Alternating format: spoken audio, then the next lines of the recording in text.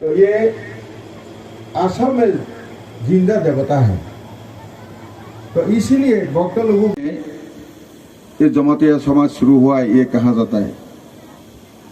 तो ये बाबा गौरिया दो हिसाब से पूजा करता है। ये चैत्र महीने के 6 दिन से 7 दिन तक।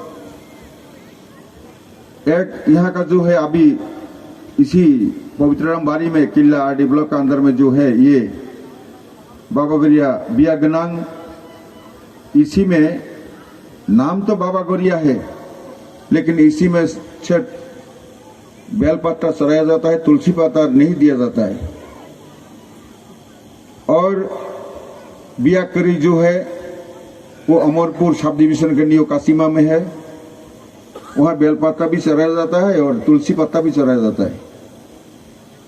तो इसीलिए ये शिव ज्ञान में बाबा गौरिया तो बाबा गौरिया है, लेकिन यहाँ ये शिव जी हो सकता है ऐसा है। जहाँ बेलपत्ता और तुलसी पत्ता चढ़ाया जाता है इसको नारायण कहा जाता है, ऐसा है। तो इसी में ऐसा जागृत देवता है। इसमें काफी जिसने उसका मानव किया है उसका फल जरूर आता है। इसीलिए सुदूर आसाम, पश्चिम बंग, सारा भारत से जो यहाँ पुत्रहीन है वो पुत्र मांगने के लिए आते हैं। सारा कुछ ये मिलते हैं।